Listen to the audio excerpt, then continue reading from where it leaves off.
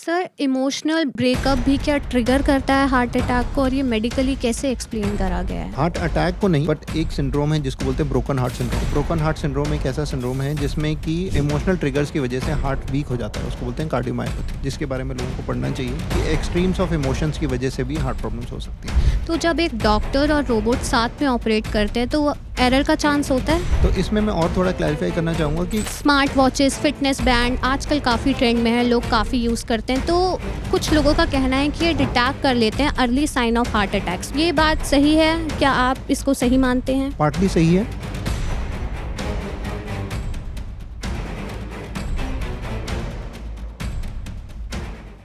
Hello, everyone, and welcome to Voice of Value, where we bring you conversations that matter, especially when it comes to your heart, health, and future. आज का episode एक ऐसे subject पर है जिसके बारे में हम सब ने सुना है लेकिन कभी समझा नहीं. It's related to heart health. Today's episode is truly special because we are joined by a doctor who is not just a heart surgeon but someone who brings life-changing innovations to the operating room. We are welcoming Dr. Varun Bansal, a minimally invasive and robotic cardiac surgeon at Indraprasth Apollo Hospital, New Delhi. Sir, आपका podcast में हार्दिक स्वागत है. Thank you so much for taking out your time and joining us today. आज हम जो लोगों की mostly queries होती हैं उससे रिलेटेड बात करना चाहेंगे आपसे. Thank you very much for having me on the show and for an opportunity to connect with the viewers. आपने बिल्कुल ठीक कहा कि इसके बारे में हम सुनते तो बहुत हैं. हार्ट हेल्थ के बारे में हम सुनते हैं कि किसी को हार्ट प्रॉब्लम्स हो रही हैं, किसी को हार्ट अटैक्स आ रहे हैं. अभी रिसेंटली न्यूज़ में आ रहा है कि बहुत सारे यंग लोगों को हार्ट प्रॉब्लम्स हो रही हैं और कईयों की तो अनफॉर्चुनेटली डेथ भी हो गई. इसके बारे में हम सुनते हैं, बहुत ही अचंभित हो जाते हैं, बहुत ही परेशान हो जाते हैं, पर हम उसको समझते नहीं कि हम उसको बचाने के लिए क्या कर सकते हैं. तो आई एम श्योर कि ये पॉडकास्ट के ज़रिए हम उन लोगों तक मैसेज पहुंचा सकेंगे जो कि इसको देख रहे हैं, सुन रहे हैं और अपनी फैमिलीज़ के बारे में इसको और समझ के आगे इम्प्लीमेंट भी करना चाहते होंगे. सर, आपने बिल्कुल सही कहा. हाल ही में हमने न्यूज़ सुनी थी कर्नाटका में, जहाँ पे शॉकिंगली बहुत से लोगों की हार्ट अटैक से डेथ हुई, और अभी एक फेमस सेलिब्रिटी शेफाली जरीवाला की भी कार्डिक अटैक से डेथ हुई. तो आपको क्या लगता है इसमें कॉमनली किस वजह से लोगों की अचानक से हार्ट अटैक से डेथ हो रही है? इसके बारे में ना अभी एकदम से कुछ भी तय कर पाना मुश्किल है. उसका रीज़न है कि वो बहुत ही सेक्लूडेड एरियाज़ में बहुत ही हाई नंबर पे अनएक्सपेक्टेड डेथ्स हुई. तो उसका रीज़न सिर्फ हार्ट अटैक्स हैं या फिर कोई लोकल ऐसा रीज़न है जिसकी वजह से उनकी डेथ्स हुई. प्लस क्या वहाँ पे कोई और वायलेंट इलनेस जो कि लोकलाइज एरिया में हुई जिसके इफ़ेक्ट वाइज बॉडी ने रिएक्ट किया और उन लोगों को हार्ट प्रॉब्लम्स हुई. ये सारे अभी क्वेश्चंस अनआंसर्ड हैं. इसके बारे में और समझ के ही तय किया जाना चाहिए कि क्या सबकी डेथ जो है वो एक्चुअली हार्ट अटैक की वजह से हुई या हार्ट अटैक उसका सीक्वल था जो कि पहले प्रॉब्लम कुछ और थी. अभी आपने मेंशन किया मिस शेफाली जरीवाला के बारे में. उनके बारे में भी कहा जा रहा है कि उनकी डेथ जो है वो हार्ट अटैक की वजह से हुई. बट अभी तक की जितनी न्यूज़ हैं उनसे ये पता चला है कि वो फिट थी, बट वो कुछ मेडिसिन लेती थी, शायद प्रोलॉन्ग फास्टिंग करती थी और उसकी वजह से हाइपोटेंशन हुई. कुछ मेडिसिन होती हैं जो कि एपेटाइट सप्रेसेंट्स होती हैं. कुछ मेडिसिन ऐसी होती हैं जो कि मेटाबॉलिज्म को इंक्रीज़ करती हैं. कुछ एंटी एजिंग के मेडिसिन के बारे में भी इसके बीच में न्यूज़ आई थी.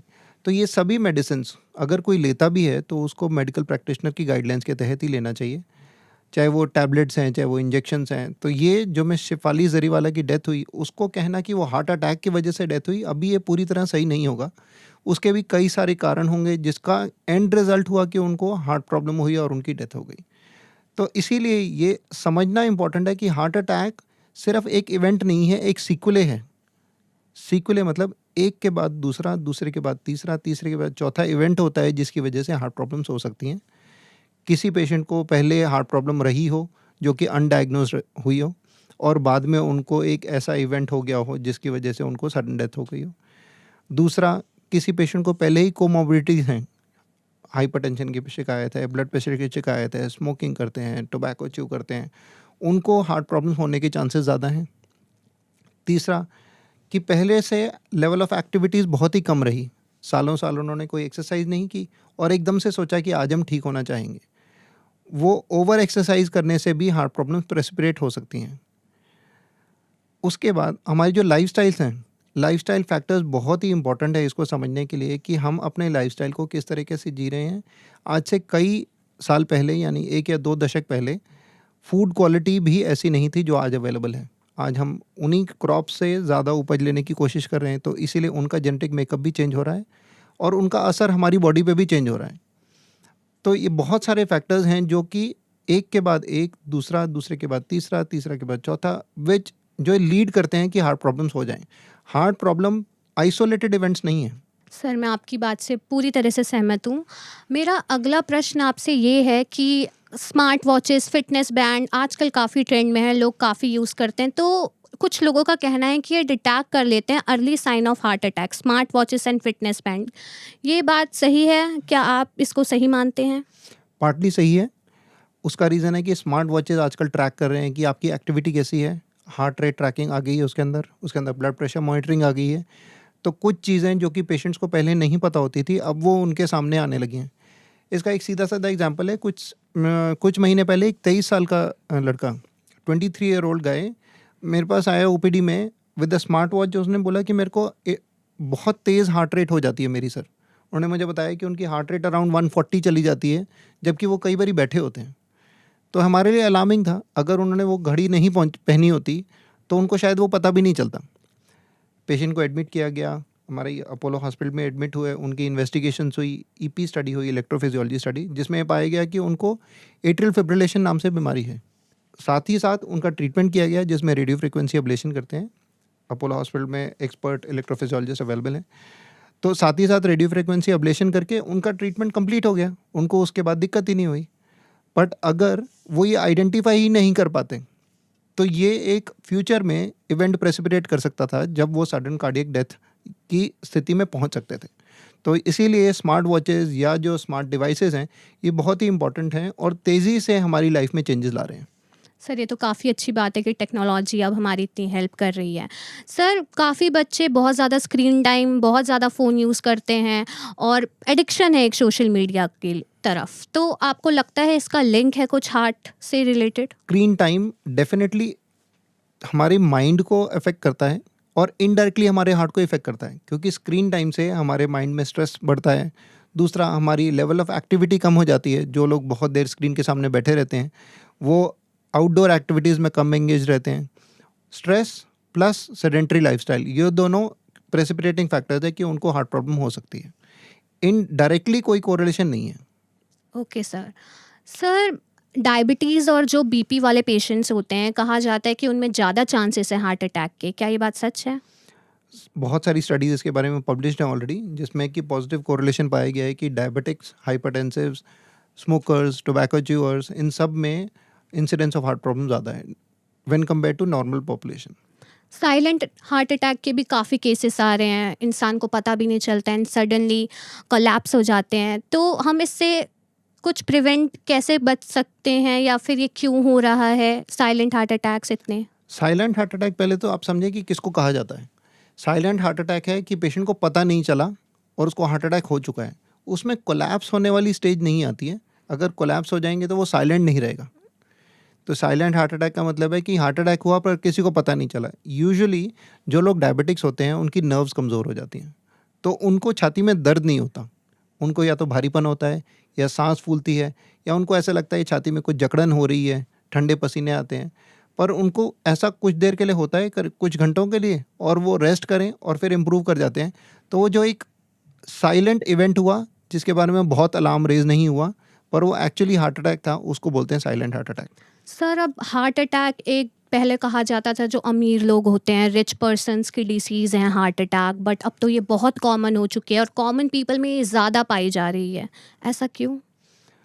तो ये पहले भी सिर्फ रिच मैन्स डिजीज़ नहीं था, पहले भी होते थे। बट मुझे लगता है कि टेक्नोलॉजी, इनोवेशन और न्यूज़ के स्प्रेड होने से अब ये चीज़ें ज़्यादा सामने आने लगी हैं। ये बीमारियां पहले भी हर एक लेवल के लोगों को होती थी, चाहे वो रिच क्लास हो, चाहे वो मिडिल क्लास हो, चाहे वो पुअर क्लास हो। पर न्यूज़ में इसलिए आने लगी कि अब प्रेवलेंट होने लगा और न्यूज़ वाइड स्प्रेड जल्दी होने लगी।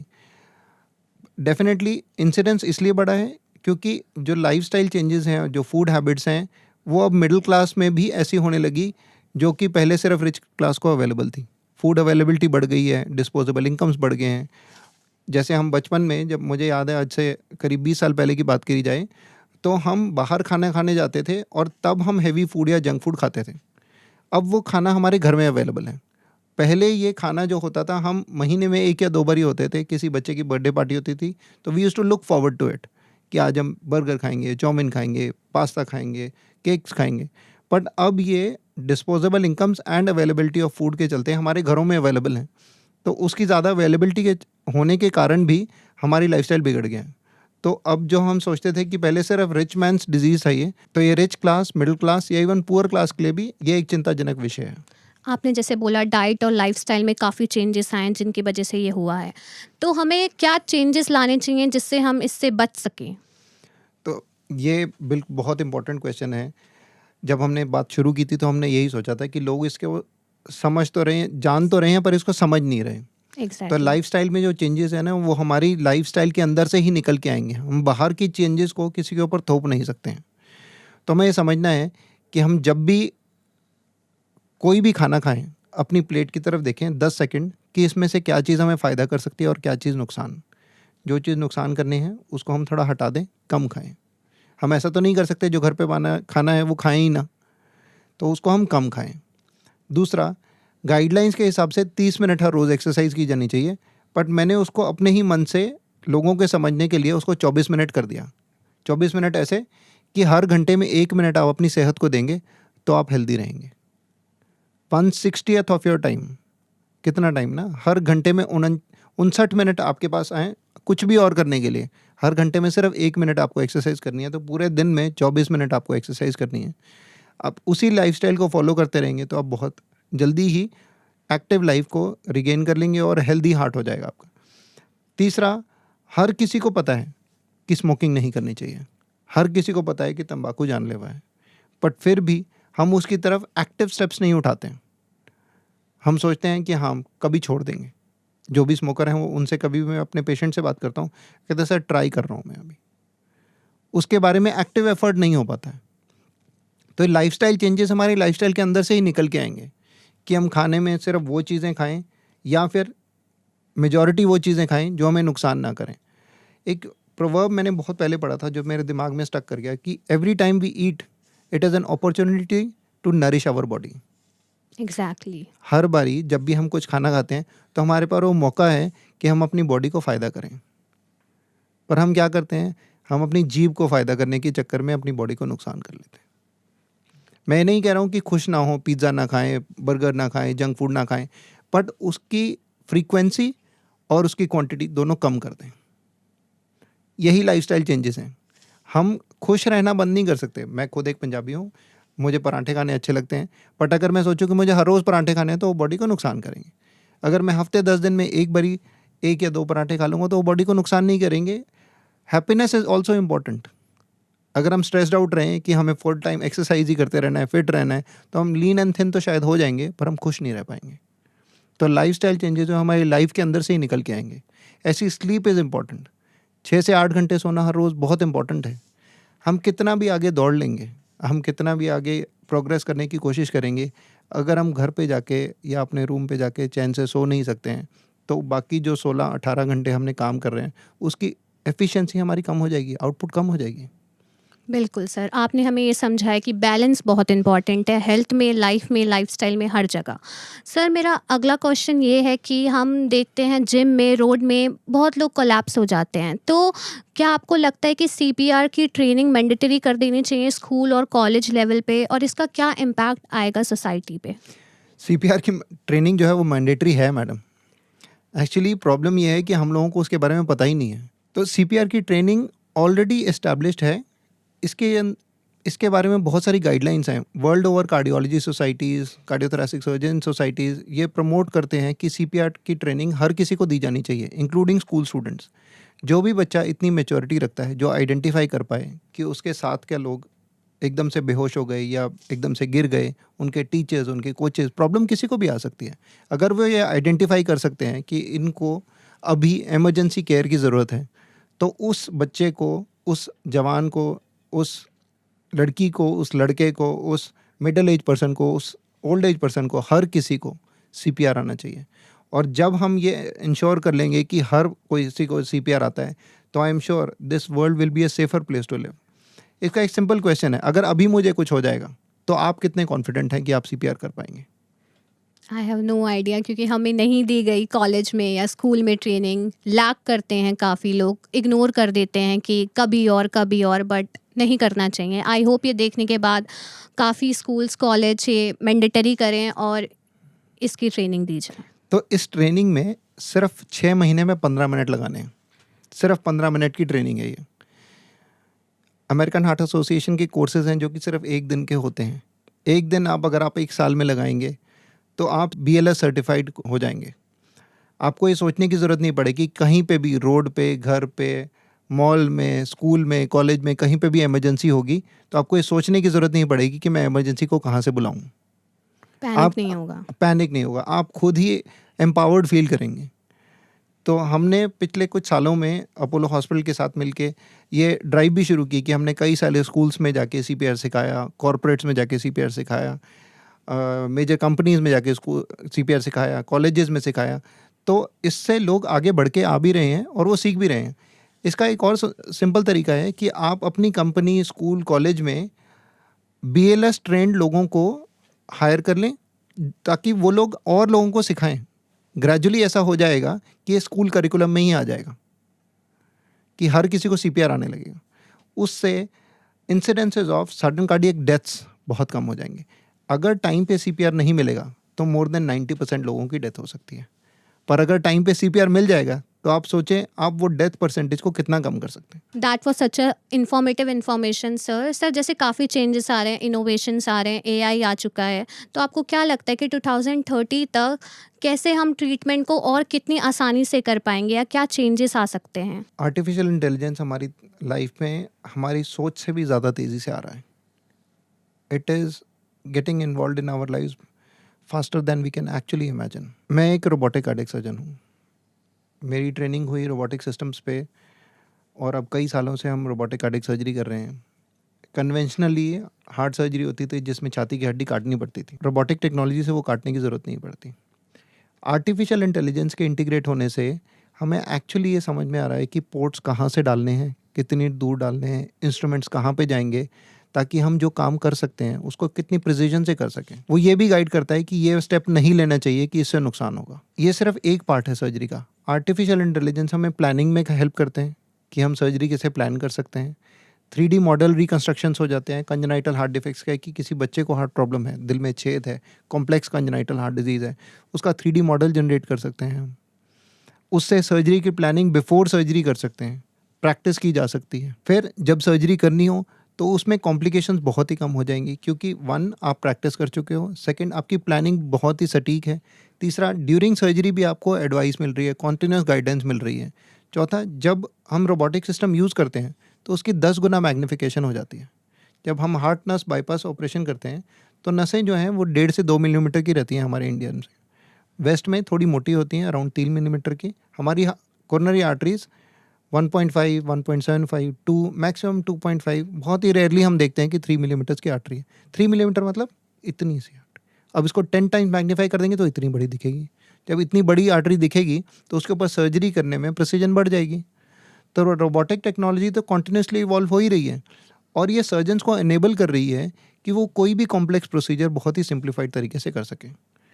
सिर्फ सिंप्लीफाइड तरीके से ही नहीं करेंगे, इन्वेजन भी कम है बॉडी के अंदर, कि कट छोटे हो गए, क्योंकि जो रोबोटिक इंस्ट्रूमेंट्स है वो अराउंड 8 मिलीमीटर डायमीटर है। 8 मिलीमीटर मतलब इतना, छोटी उंगली जितना, बिटवीन द रिब्स जाके किया जा सकता है। तो heart surgery, pelvic surgery, abdomen surgery, even ENT surgery, ये सारी रोबोटिक टेक्नोलॉजी से होने लगी हैं। हार्ट सर्जरी में डेफिनेटली फ़ायदा इसलिए हुआ क्योंकि रोबोटिक टेक्नोलॉजी आने से पहले ये सिर्फ छाती खोल के, पूरी हड्डी काट के, छाती ऐसे चीर के तभी की जा सकती थी।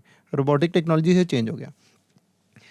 But with artificial intelligence coming in, जो रोबोटिक सर्जन्स हैं उनको और ज़्यादा हेल्प मिली है। सर जैसे आपने बताया कि हेल्पफुल है ये काफ़ी, तो जब एक डॉक्टर और रोबोट साथ में ऑपरेट करते हैं तो एरर का चांस होता है? तो इसमें मैं और थोड़ा क्लैरिफाई करना चाहूँगा कि रोबोट इसमें ऑपरेट नहीं करता है, रोबोट इसमें एनेबलर है। ऐसे है कि जैसे हमारे हाथ की मूवमेंट्स रेप्लिकेट की जाती हैं पेशेंट के चेस्ट के अंदर, रोबोट अपनी तरफ से कोई डिसीजन नहीं लेता है, वो सिर्फ एक गाइडेंस मैकेनिज्म है एंड एनेबलिंग मैकेनिज्म है। गाइडेंस करते हैं आर्टिफिशियल इंटेलिजेंस और रोबोटिक सिस्टम करता है एनेबलिंग। आपकी फिंगर मूवमेंट्स और हैंड मूवमेंट्स सारी की सारी चेस्ट के अंदर ट्रांसलेट हो जाती हैं वैसे की वैसे विद मोर प्रिसीजन, क्योंकि वो 2:1 4:1 मूवमेंट्स को भी कर सकते हैं कि हम यहाँ पे 4 डिग्री हिलाएं, वहाँ पे सिर्फ 1 डिग्री हिले, तो जो एरर्स हैं, जो ट्रेमर्स हैं, वो सारे के सारे हट जाते हैं वहाँ से। आपको लगता है एआई और रोबोट्स रिप्लेस कर सकते हैं कार्डियोलॉजिस्ट को? पूरी तरीके से रिप्लेसमेंट तो अभी मुझे नहीं लगता है, बट डेफिनेटली हम एज ह्यूमंस हमें इंटीग्रेट करना होगा टेक्नोलॉजी के साथ। Medical professionals and engineers will have to work hand in hand in best interest of the patients and of the general population. Replacement होने के चांसेस तो काफ़ी कम है। डेफिनेटली हमने स्काई-फाई मूवीज़ में तो देखा है ऐसा कि आर्टिफिशियल इंटेलिजेंस सब कुछ टेक ओवर कर लेते हैं और सब कुछ ही खुद करने लगते हैं। बट अभी मुझे लगता है कि वो सिनेरियो अभी आने वाले कुछ दशकों में नहीं होगा। बट डेफिनेटली हमें एक दूसरे के साथ चलना होगा ताकि हम बेस्ट पॉसिबल आउटकम्स निकाल सकें। ये सिर्फ थेरेप्यूटिक्स में ही पॉसिबल नहीं है, ये प्रिवेंशन में भी पॉसिबल है। जैसे हम अभी थोड़ी देर पहले बात कर रहे थे स्मार्ट डिवाइसेस की, तो उसी में आर्टिफिशियल इंटेलिजेंस को लेके हम स्मार्ट डिवाइसेस के थ्रू ये प्रिडिक्ट भी कर सकते हैं कि आने वाले टाइम में ये पेशेंट को हार्ट प्रॉब्लम हो सकती है या नहीं, लंग प्रॉब्लम हो सकती है कि नहीं। इसके ऊपर भी बहुत काम चल रहा है आजकल कि थेरेप्यूटिक्स से ज़्यादा इंपॉर्टेंट है प्रिवेंशन एंड एजुकेशन, कि लोगों को उस कॉम्प्लिकेशन तक पहुंचने की ज़रूरत ही ना पड़े। अगर वो अपनी बीमारी को पहले ही रोक लें, अपने आप को किसी कॉम्प्लिकेशन से बचा लें, तो ट्रीटमेंट की ज़रूरत नहीं पड़ेगी ना। तो best way to treat is prevent. Exactly. Sir, many time people assume it's just gas, but later on it turns out to be an heart attack. How common is this now? It's very very common, क्योंकि symptoms nearly similar से होते हैं। जब किसी patient को gastritis या acidity होती है तो यहाँ चेस्ट के बीच में हेवीनेस होती है, जो कि डकारें आती हैं, चेस्ट के ऊपर तक हेवीनेस जारी होती है। हार्ट प्रॉब्लम्स भी कुछ ऐसे सिम्टम्स देती हैं। और प्रॉब्लम विद हार्ट डिजीजेस की कोई स्पेसिफिक सिम्टम्स नहीं है कि पिन पॉइंट करके, जैसे अगर मसल एक हो एक जगह पे तो यहीं पे मसल एक हो रहा है। हार्ट प्रॉब्लम क्या है, छाती के अंदर दर्द, भारीपन ऐसा होता है कि कभी जॉ में रेडिएट कर रहा है, कभी लेफ्ट ईयर में, कभी कंधे में, कभी आर्म में, कभी सांस फूलना, कभी पसीने आना, कभी दिल की धड़कन पता चलना, जिसको पैल्पिटेशंस बोलते हैं। ये सारी इंडिकेशंस हैं हार्ट प्रॉब्लम की। कोई भी कंफर्म्ड डायग्नोसिस नहीं होता है कि हम सिर्फ देख के बता दें कि हार्ट प्रॉब्लम है। वो विद एक्सपीरियंस हम ये जज कर सकते हैं कि ये पेशेंट को मोस्ट लाइकली हार्ट प्रॉब्लम होगी। बट जो डिफरेंशिएशन आप मुझसे पूछ रहे हैं कि गैस वर्सेस हार्ट प्रॉब्लम, ये घर पे किसी पेशेंट के लिए खुद से करना कई बार मुश्किल हो जाता है। तो इसलिए इम्पॉर्टेंट है कि आप घर के नज़दीकी डॉक्टर को एक फ़ोन कर लें, उनसे सलाह ले लें कि क्या ये हार्ट प्रॉब्लम है या नहीं, या कुछ इमरजेंसी केयर हम घर पे कर सकते हैं कि नहीं। सर, इमोशनल ब्रेकअप भी क्या ट्रिगर करता है हार्ट अटैक को, और ये मेडिकली कैसे एक्सप्लेन करा गया है? हार्ट अटैक को नहीं, बट एक सिंड्रोम है जिसको बोलते हैं ब्रोकन हार्ट सिंड्रोम। तो ब्रोकन हार्ट सिंड्रोम एक ऐसा सिंड्रोम है जिसमें कि इमोशनल ट्रिगर्स की वजह से हार्ट वीक हो जाता है, उसको बोलते हैं कार्डियोमायोपैथी। कई बार वो रिवर्सिबल भी होती है, तो विद टाइम वो इम्प्रूव कर जाती है with some medications and support. But definitely जो आपने पूछा, ये एक बहुत ही इंटरेस्टिंग सिंड्रोम है, ब्रोकन हार्ट सिंड्रोम, जिसके बारे में लोगों को पढ़ना चाहिए कि एक्सट्रीम्स ऑफ इमोशंस की वजह से भी हार्ट प्रॉब्लम्स हो सकती हैं। सर, मोबाइल की रेडिएशंस का इम्पैक्ट होता है हार्ट अटैक पे? जैसे मैनी पीपल यहाँ पे फ़ोन रखते हैं अपने, तो ऐसे कहा जाता है कि रेडिएशंस इफ़ेक्ट करती हैं, तो क्या ये सही है? ये एक मिथ है, इसके बारे में अभी कुछ प्रूवन फैक्ट्स नहीं है। हो सकता है कि कोई रेडिएशन के इफेक्ट्स हों हार्ट के ऊपर या अरिथमियाज के ऊपर, बट अभी ऐसी कोई प्रूवन स्टडीज़ या आउटकम्स नहीं आए जिससे ये पता चल सके कि इसके कैसे इफेक्ट्स हैं और क्या अपर पॉकेट में फ़ोन रखना भी चाहिए या नहीं। Okay sir. सर, आपने हमें पहले भी बताया कि हमें क्या-क्या लाइफ़स्टाइल में चेंजेस लाने चाहिए जिससे हम प्रिवेंट कर सकते हैं। तो अब जैसे काफ़ी एनर्जी ड्रिंक्स आने लग गई हैं मार्केट में, तो क्या वो कंज़्यूम करना सही है या फिर वो बाद में जाके डिसएडवांटेज देता है? तो एनर्जी ड्रिंक्स क्यों बनी, हमें ये सोचना होगा। एनर्जी ड्रिंक्स बनी for extreme level of sports, कि हमारी बॉडी ट्रेंड है और हम ड्यूरिंग स्पोर्ट्स या ड्यूरिंग एक्टिविटीज़ हमें उस टाइम पे एनर्जी और लिक्विड्स की ज़रूरत है, इसीलिए एनर्जी ड्रिंक्स बनी। बट उनकी प्रेसिपिटेशन फिर से ऐसी हो गई कि लोग रूटीन में एनर्जी ड्रिंक्स लेने लगे। तो जब जिस चीज़ की ज़रूरत नहीं है और उसकी कंजम्पशन हो रही है, तो डेफिनेटली वो नुकसान करेंगी। ऐसे ही जैसे कि हमें भूख नहीं लगी और हमने बहुत सारा खाना खा लिया, ऐसे ही कि जब हम कुछ भी नहीं कर रहे तब हमने एनर्जी ड्रिंक पी ली, तो डेफिनेटली वो बॉडी को नुकसान करने के चांसेस उसमें बहुत बढ़ जाते हैं। Energy drinks specified extreme level of activities and under professional guidance ही ली जानी चाहिए। इराटिकली और रैंडमली इनको लेना बॉडी के लिए नुकसानदायक हो सकता है। ओके सर काफ़ी लोगों को मिसअंडरस्टैंडिंग है डिस्प्रिन को लेके। वो काफ़ी बार उनको कुछ भी होता है, हल्का सा हेडेक है, वो डिस्प्रिन ले लेते हैं। तो ये क्या इफ़ेक्ट करती है बॉडी में और क्या ये लेना सही है? डिस्प्रिन एक बहुत ही अच्छी दवाई है। इसके अंदर एस्पिरिन नाम से दवाई होती है, बट डिस्प्रिन एसिडिटी भी करती है। तो रैंडमली और रेगुलरली डिस्प्रिन 325 मिलीग्राम से नाम से आती है, जो एस्पिरिन हम रूटीन में यूज़ करते हैं, वो कुछ लोगों को एसिडिटी कर सकती है। इट इज़ बेटर कि वो मेडिकल सुपरविजन में ही ली जाए। बहुत ही कम डोज की एस्पिरिन रेगुलरली हार्ट पेशेंट्स को दी जाती है, किसी को 75 मिलीग्राम, किसी को 150 मिलीग्राम। पर ये सारी दवाइयाँ, चाहे वो डिस्प्रिन है, चाहे वो कोई भी और दवाई है जिसको हम प्रोटेक्टिव इफेक्ट भी मानते हैं, उसको मेडिकल प्रिस्क्रिप्शन और मेडिकल गाइडेंस के साथ ही ली जानी चाहिए। सर जैसे अभी आपने हमें बताया था कि इमोशनल ट्रिगर होते हैं जो वो हमारे हार्ट को अफेक्ट करते हैं। तो अगर पॉजिटिविटी है, पॉजिटिव सोशल मीडिया है, पॉजिटिव रिलेशनशिप्स हैं, तो क्या वो भी अफेक्ट करते हैं हार्ट को? डेफिनेटली वो हमारे हार्ट को स्ट्रेस से बचाते हैं, हमारी पॉजिटिव आउटलुक बढ़ाते हैं, हमारी प्रोडक्टिविटी बढ़ेगी। तो जब हम स्ट्रेसफुल नहीं होंगे, हमारे बॉडी को स्ट्रेस रिस्पॉन्स नहीं करना पड़ेगा। हमारी बॉडी जब स्ट्रेस्ड आउट होती है तो हमारी शुगर लेवल्स बढ़ जाते हैं, हमारा ब्लड प्रेशर बढ़ जाता है, हमारा हार्ट रेट बढ़ जाता है। जब हमारी बॉडी स्ट्रेसफुल नहीं होगी तो ये सारी चीज़ें नहीं होंगी। तो डेफिनेटली जो पॉजिटिव मीडिया है, पॉजिटिव सोशल मीडिया है, पॉजिटिव सोशल कनेक्शंस हैं, वो हमें यहाँ हार्ट प्रॉब्लम से बचाएंगे। Sir this is most common asked question. सब बोलते हैं बहुत सारा पानी पियो, बहुत सारा पानी पियो, बट एक्सेसिव में पानी पीना भी क्या हमें नुकसान देता है?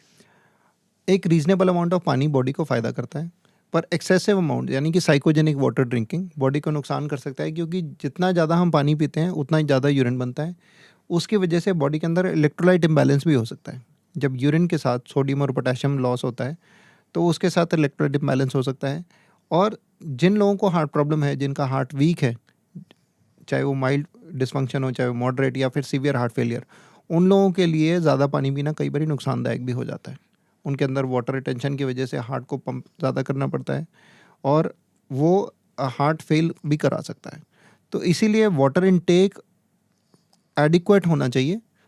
On an average adult mail या फीमेल के लिए 1.5 से 2.5 करीब 3 लीटर एडिक्वेट वाटर इनटेक है। बट अगर आप उससे ज़्यादा पी रहे हैं तो इलेक्ट्रोलाइट साथ में लें, पर स्पेशली ये चेक कर लें कि कहीं कोई हार्ट, किडनी, कोई और प्रॉब्लम तो नहीं है जिससे कि कोई सब क्लिनिकल प्रॉब्लम हो और वो सामने आ जाए या प्रेसिपिटेट हो जाए। सर आप क्या सजेशन देना चाहेंगे सबको कि उनको medical treatment, medical checkup regularly कराना चाहिए या महीने में एक बार या साल में एक बार? तो ये ना बहुत ही सब्जेक्टिव क्वेश्चन है कि क्या हमें टेस्ट कराने चाहिए, कौन से टेस्ट कराने चाहिए और कितने फ्रीक्वेंटली। मेडिकल टेस्ट तो तब भी होते हैं जबकि एक बच्चा किसी एक्सट्रीम स्पोर्ट्स में पार्टिसिपेट कर रहा है। जैसे कई सारे बच्चे हमारे पास मेडिकल फिटनेस लेने आते हैं, तो उस टाइम पे अगर अनडायग्नोज्ड हार्ट प्रॉब्लम के साथ उनको मेडिकल फिटनेस मिल जाए और वो एक्सट्रीम लेवल ऑफ स्पोर्ट्स पे चले जाएं तो उनको हार्ट प्रॉब्लम होने के चांसेस हैं। तो मेडिकल टेस्ट तो उस टाइम भी ज़रूरी है जब वो स्कूल में है। मेडिकल टेस्ट प्री एम्प्लॉयमेंट भी ज़रूरी है। Medical test 40 years of age के बाद भी ज़रूरी हैं। मेडिकल टेस्ट एल्डरली को भी ज़रूरी हैं। पर कौन कौन से कराने चाहिए ये आपकी बॉडी पे डिपेंड करेगा। किसी को बार बार लिपिड प्रोफाइल कराने की ज़रूरत पड़ती है जो हर 3 या 6 महीने पे कराना पड़ता है। किसी को बार बार किडनी फंक्शन टेस्ट कराना पड़ता है जिनके किडनी प्रॉब्लम है। किसी को बार बार शुगर टेस्ट कराना पड़ेगा या हर 3 या 6 महीने पे HbA1c कराना पड़ेगा। तो बहुत सारे टेस्ट हैं। तो एज़ पर गाइडलाइंस जब भी आप किसी भी एक्सट्रीम फिजिकल एक्टिविटी में पार्टिसिपेट करने वाले हैं उससे पहले एक बेसलाइन चेकअप करा लेना चाहिए। अगर आपके पेरेंट्स को कोई हाइपरटेंशन, डायबिटीज़ या हार्ट प्रॉब्लम्स हैं तो इट इज़ बेटर कि आप अर्ली चेकअप करा लें। एक बेसलाइन चेकअप रहेगा, उसके बाद आप 2 या 3 साल पे चेकअप कराते रहें अगर आपको कोई प्रॉब्लम नहीं है तो। जब भी प्रॉब्लम हो तब आउट ऑफ द वे जाके भी चेकअप कराना चाहिए। सर बॉडी हमें साइन देती है, हम बीमार होते हैं, बॉडी हमें साइन देती है, बट हम कितनी बार इग्नोर कर देते हैं कि ये नॉर्मल पेन है।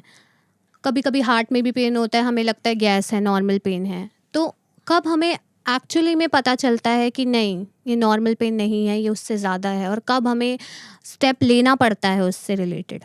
तो आपने एक बहुत ही अच्छा पॉइंट हाईलाइट किया कि हम उसको नेग्लेक्ट करते हैं। अभी तक हमने जो भी डिस्कस किए ना उसके अंदर हमने 2 पॉइंट्स मिस किए अभी तक। एक है जेनेटिक्स कि हमारे पेरेंट्स को, हमारे ग्रैंड पेरेंट्स को हार्ट प्रॉब्लम रहती हो, उसकी वजह से हमें प्रॉब्लम हो सकता है।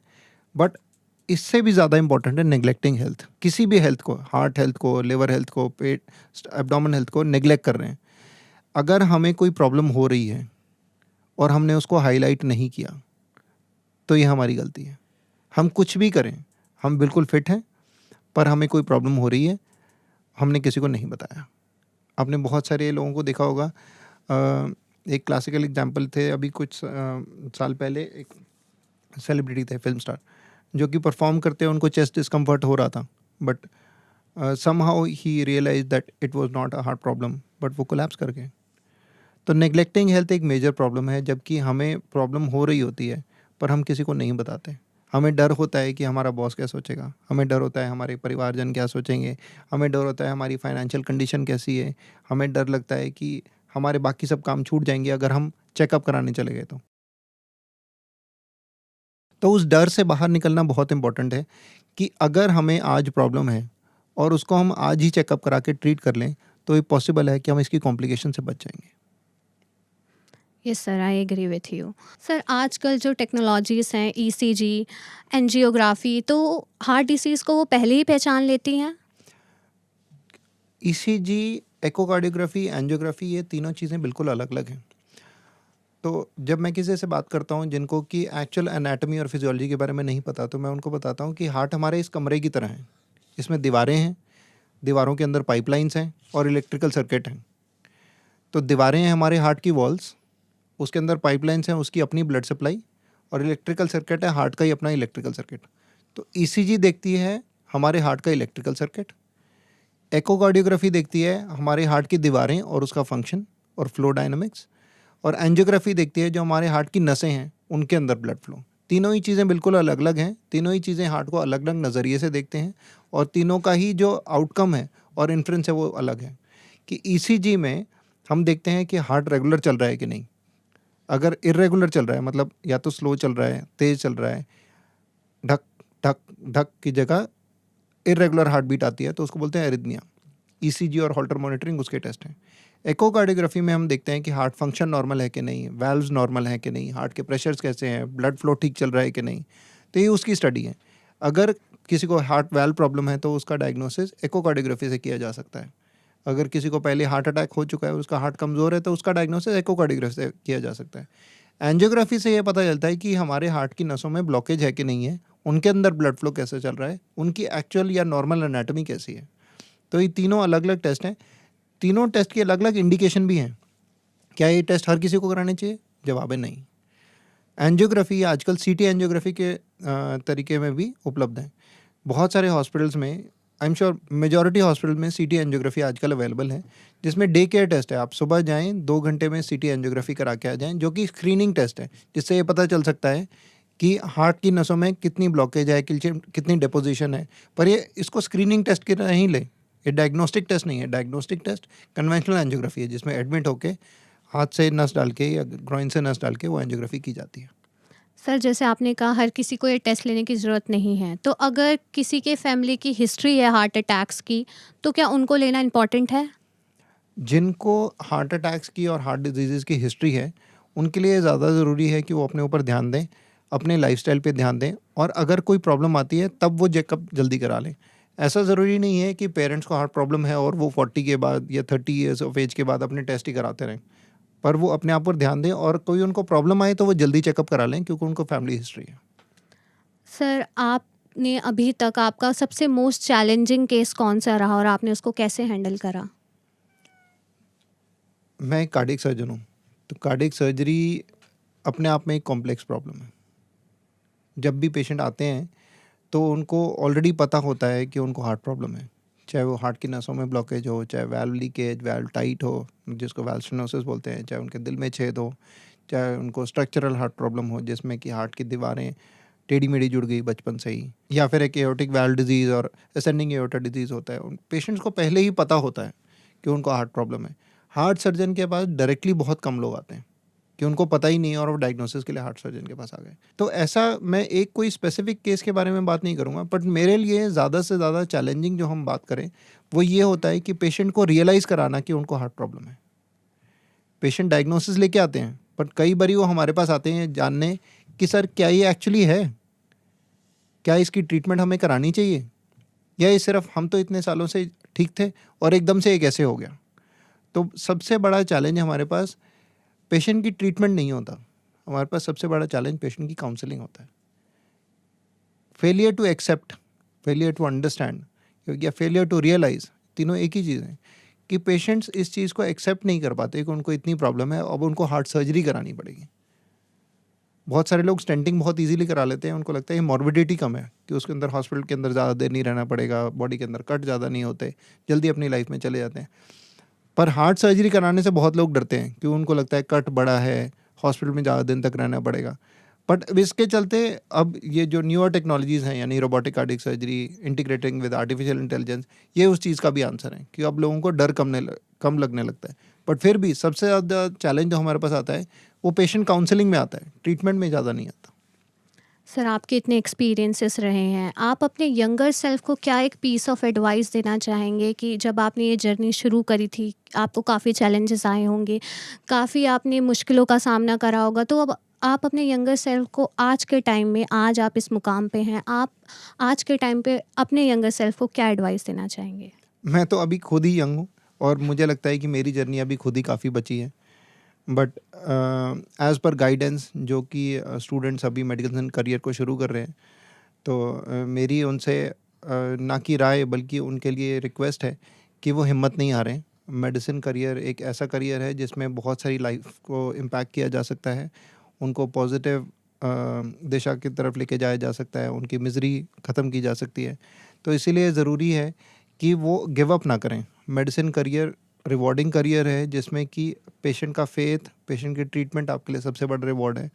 डेफिनेटली आप कंपेयर करें कि बाकी सब करियर से, तो हो सकता है वो मैच्योरिटी और वो सक्सेस थोड़ी जल्दी मिल जाती हो, पर मेडिसिन एज अ करियर में लर्निंग बहुत लंबी है। मेडिसिन सिर्फ एजुकेशन में ही 4.5 साल की MBBS, 1 साल की इंटर्नशिप, फिर 3 साल की स्पेशलाइजेशन, फिर 3 साल की सुपर स्पेशलाइजेशन, तो क्यूमुलेटिवली 12 साल की तो स्टडी है, बट वो भी काफ़ी नहीं होती। फिर जब मैं अपनी सुपर स्पेशलाइजेशन ख़त्म की मैंने अपनी, तो फिर उसके बाद मैंने अपनी इंटरनेशनल फेलोशिप के ऊपर ध्यान दिया, इंटरनेशनल फेलोशिप किया, फिर वापस आके रोबोटिक्स की ट्रेनिंग की। तो ये एक कॉन्टिन्यूस प्रोसेस है। तो जो भी लोग आज मेडिसिन ले रहे हैं या ले चुके हैं और उसके अंदर आगे बढ़ रहे हैं, तो उनके लिए मेरी ये रिक्वेस्ट रहेगा कि वो हिम्मत नहीं हारें। ये सबसे ज़्यादा परसिस्टेंस एंड परसेवरेंस ये बहुत इंपॉर्टेंट है मेडिसिन में, to keep learning, to keep striving towards best in best interest of the patient, क्योंकि पेशेंट ही वो इंसान है जिसके लिए आप डॉक्टर बन रहे हैं। डॉक्टर आप अपने लिए नहीं बन रहे हैं, आप किसी और की मिजरी को कम करने के लिए डॉक्टर बन रहे हैं, और वही सेंट्रिक होना चाहिए, वही सेंटर होना चाहिए हमारी स्टडी के लिए, हमारी सारे एफर्ट्स के लिए। सर, बिल्कुल सही कहा आपने। सर, आपने काफ़ी यंग डॉक्टर्स को देखा होगा अपने आगे, जो कार्डियोलॉजिस्ट हैं, तो वो क्या ऐसे मिस्टेक्स करते हैं अपने अर्ली एजेस में जो बहुत नुकसान करती है उनको? मैंने आपको बताया कि गिविंग अप, गिविंग अप एक सबसे बड़ी मिस्टेक है कि हम इससे आगे नहीं बढ़ सकते, हम अभी प्रैक्टिस में चले जाएंगे। कि जो लोग सुपर स्पेशलाइजेशन कर रहे होते हैं वो और ट्रेनिंग लेने से मना कर दें अगर बाय चांस, ऐसे बहुत कम लोग होते हैं वैसे डॉक्टर्स जो कि गिव अप करते हैं।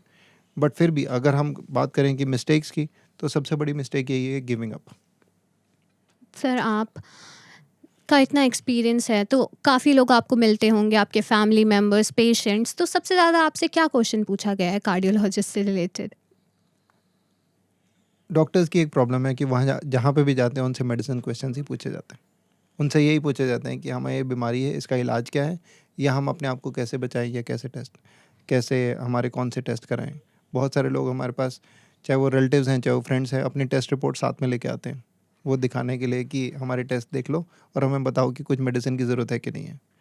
तो ये एक चैलेंज रहता है। कई बारी फ्रस्ट्रेशंस भी होती हैं कि wherever we go we get asked for medical advice, but in a way it brings happiness also. ऐसा लगता है कि चलो हम किसी की लाइफ में कुछ पॉजिटिव चेंज ला पाए। सर, जैसे आप रोबोटिक कार्डियक सर्जरी करते हो, तो उस पे कॉस्ट का इफ़ेक्ट आता है, कॉस्ट पे इफ़ेक्ट पड़ता है और सर्जरीज़ के कंपैरिजन में? डेफिनेटली, क्योंकि इसमें ना इक्विपमेंट इन्वॉल्व है, इसमें ट्रेनिंग इन्वॉल्व है, ट्रेन पर्सनल इन्वॉल्व है। तो अपफ्रंट कॉस्ट जो है वो रोबोटिक कार्डियक सर्जरी की या इवन किसी भी एडवांस थेरेपी की वो थोड़ी ज़्यादा होती है, क्योंकि इसमें जब पेशेंट एडमिट होते हैं तो बहुत सारे ट्रेंड लोगों का हिस्सेदारी होती है, उनको काम पे लगना पड़ता है। बट अगर आप over the period of 2 months देखेंगे तो ये सस्ती पड़ती है, क्योंकि कन्वेंशनल सर्जरी में छाती की हड्डी कटने की वजह से करीब 6-8 हफ्ते रेस्ट करना पड़ता है, लॉन्ग टर्म एंटीबायोटिक्स लगते हैं, पेन किलर्स लगते हैं, कुछ फिजियोथेरेपी सेशन लगते हैं। पर रोबोटिक कार्डियक सर्जरीज में ये सब कुछ नहीं लगता है। पेशेंट 3rd या 4th डे घर चले जाते हैं और 1 हफ्ते बाद अपने काम पे वापस चले जाते हैं। तो हमारे लिए ये इम्पॉर्टेंट है समझना कि हम वर्क लॉस डेज भी तो काउंट करें। हम ये भी तो देखें कि पेशेंट 1 हफ्ते या 10 दिन बाद अपने काम पे जा रहे हैं, वर्सेस कन्वेंशनल सर्जरी जिसमें वो 2 महीने नहीं जा सकते, plus physiotherapy sessions, plus pain killers, plus antibiotics. तो ओवरऑल जो अपफ्रंट कॉस्ट हमारी ज़्यादा पड़ती है किसी भी एडवांस थेरेपी में, वो over the period of 1 to 2 months कम हो जाती है डेफिनेटली। पर अब इसका असर जो है वो पेशेंट्स पे कम आने लगा है, क्योंकि अभी रिसेंटली जो इंश्योरेंस के लिए गाइडलाइंस दी हैं गवर्नमेंट ने, उसमें सब मोस्टली एडवांस प्रोसीजर्स इंक्लूड हो गए हैं, चाहे वो रोबोटिक सर्जरीज हों, चाहे वो टैवी होता है ट्रांसकैथेटर एओर्टिक वाल्व इम्प्लांटेशन, जिसमें कि हार्ट वाल्व यहाँ ग्रॉइन से जाके ही पूरा चेंज किया जा सकता है। बहुत सारी और भी एडवांस थेरेपीज़, वो सब अब इंश्योरेंस पॉलिसीज़ में इंक्लूड करने के लिए गाइडलाइंस आ चुकी हैं। सर, ये मिथ है या फिर ये सच है कि women have different symptoms of heart attack than men? ये काफ़ी हद तक सच है, क्योंकि फीमेल्स को ईस्ट्रोजन नाम से एक हार्मोन होता है जो ओवरी से सिक्रीट करती हैं, वो वैस्कुलर इन्फ्लेमेशन से प्रोटेक्ट करता है। और विमेन जो स्टडीज़ हैं उनमें देखा गया है कि women experience milder symptoms and उनको चेस्ट पेन कम होता है, उनको चेस्ट डिस्कम्फर्ट, सांस में भारीपन, छाती में भारीपन, सांस फूलना, ये सब ज़्यादा देखा गया है। वर्सेस जब मेल्स में देखा जाए तो उनको चेस्ट पेन ज़्यादा हुआ पाया गया है, उनको ऐसा लगता है ये चेस्ट पेन ज़्यादा है, उनको डिजीनेस, ये सारे सिम्टम्स उनमें ज़्यादा पाए गए हैं। थोड़ा डिफरेंस है, बहुत ग्रॉस डिफरेंस नहीं है, बट डेफिनेटली वेमेन और मेन में सिम्टम्स वाइज भी डिफरेंस है और इंसिडेंस वाइज भी डिफरेंस है। ज़्यादा रिस्क पे है मेन। सर, 90% लोगों को ब्लॉकेज होती है हार्ट में, उनको कोई सिम्टम्स नहीं होते पर सडनली हार्ट अटैक आ जाता है, और जब हार्ट अटैक आता है तब पता चलता है कि इनको हार्ट की प्रॉब्लम थी। ऐसा क्यों? जब किसी की भी हार्ट की नसों में ब्लॉकेज होती है तो हमारे बॉडी का मैकेनिज्म है उसके अराउंड नेचुरल बाईपासेस बनाने का, कि छोटी छोटी और नसें बन जाती हैं जिससे कि आगे की ब्लड सप्लाई चलती रहे। जब वो डिमांड और सप्लाई मिसमैच हो जाता है, जिस पेशेंट में कुछ ब्लॉकेज है और कुछ साइड में आर्टरीज बनी हुई हैं, उनको रेस्ट पे तो कोई प्रॉब्लम नहीं हो रही, पर कभी उन्होंने एक्सट्रीम लेवल ऑफ एक्टिविटी की या फिर इमोशनल आउटबर्स्ट हुआ या फिर वो एक्सट्रीम एनवायरमेंटल कंडीशंस में चले गए, तो वो डिमांड सप्लाई मिसमैच हो गया। डिमांड जितनी चाहिए थी, सप्लाई उससे कम थी, तब हार्ट अटैक होता है और तब लोगों को पता चलता है। ब्लॉकेज एक दिन में बहुत कम लोगों में बनती है, जिनमें बहुत ही तेज़ी से ब्लॉकेज बनती है उनको सडन हार्ट अटैक्स होता है, और वो एक रीज़न है सडन कार्डियक डेथ्स के भी। सर, आप एक एडवाइस क्या देना चाहेंगे हमारे लिसनर्स को कि वो फॉलो करें और अपनी हेल्थ पे ज़्यादा ध्यान दें, किस तरीके से? मेरी सबसे पहली एडवाइस रहेगी कि अपनी हेल्थ को नेग्लेक्ट ना करें। अगर किसी को कोई प्रॉब्लम है तो वो जल्दी हाईलाइट करें, चेकअप कराएं, अपने घर के नज़दीकी डॉक्टर के पास जाएं, चेकअप कराएं, स्पेशलिस्ट के पास जाएं। आजकल डॉक्टर इंडियन सिनेरियो में डॉक्टर्स की अवेलेबिलिटी ईजियर है when compare to western scenario, तो उसको नेग्लेक्ट ना करें।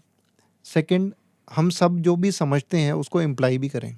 हम सिर्फ सुन नहीं लें कि हमारी प्रॉब्लम नहीं है, समबडी एल्सेस प्रॉब्लम, SEP नहीं हो, कि जो भी किसी की भी प्रॉब्लम है वो हमारे पास आए, वो हम उसको समझें, उसको इम्प्लीमेंट करें। थर्ड, हर किसी को CPR सीखना चाहिए, बेसिक लाइफ सपोर्ट हर किसी को आनी चाहिए, ताकि चाहे हमें, चाहे हमारे किसी नज़दीक वाले को, हमारे परिवारजन को, हमारे कॉलीग को, किसी फ्रेंड को या रैंडम किसी इंडिविजुअल को कभी भी ज़रूरत पड़े तो हम ऐसा बिल्कुल हेल्पलेस फील नहीं करें। तो यही मेरा मैसेज रहेगा कि अपने आप को और अवेयर कराएं और जो अवेयरनेस है उसको इम्प्लीमेंट करें। अगर कोई प्रॉब्लम है तो उसको जल्दी सामने लाएं ताकि किसी भी कॉम्प्लिकेशन से बच सकें। Sir, thank you once again. Your answers were simple, honest and meaningful, and I hope ये सबकी मदद करें. It was such an honor to have you. To all our lovely listeners, I hope this episode gave you something to remember and apply in your real life. This is Kanishka Khanduri signing off from Voice of Value. Take care, stay healthy and take care of your health. Thank you.